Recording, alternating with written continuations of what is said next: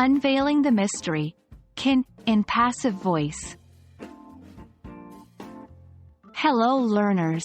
Today we're going to delve into a fascinating and very practical aspect of English grammar.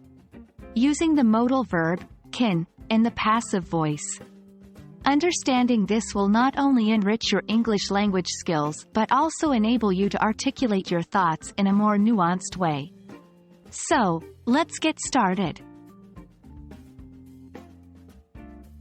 Before we dive into the passive voice, let's quickly refresh our understanding of the modal verb, can. Can is a versatile word that we use to express ability, permission, requests, or possibility. For instance, 1. I can swim. Ability. 2.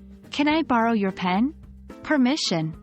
3. Can you please open the window? Request. 4.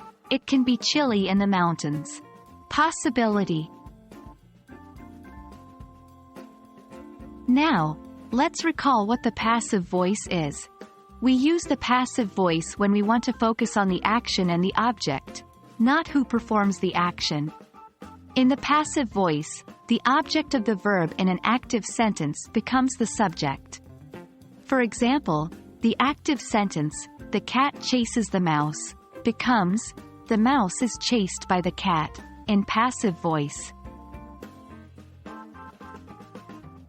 Now, to the heart of our lesson, combining can with the passive voice.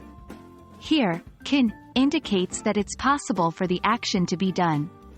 The structure is can plus be plus past participle of the main verb. For example, the active sentence, someone can fix this car, becomes, this car can be fixed, in passive voice.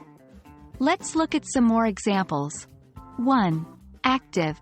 Someone can recycle these bottles. Passive. These bottles can be recycled.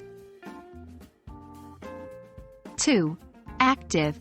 The chef can prepare the dish. Passive. The dish can be prepared by the chef. 3. Active. They can deliver the package tomorrow. Passive. The package can be delivered tomorrow. Notice how the focus shifts from the doer of the action to the action itself or its receiver. Understanding can in the passive voice is just half the battle. The real magic happens when you start applying it in your day-to-day conversation or writing. So, I encourage you to practice using can in the passive voice as much as you can. And that wraps up our lesson on using the modal verb, can, in the passive voice. Remember, mastering a language requires practice and patience. I hope this video has been helpful, and I encourage you to keep practicing. Stay curious, keep learning, and I'll see you in our next lesson.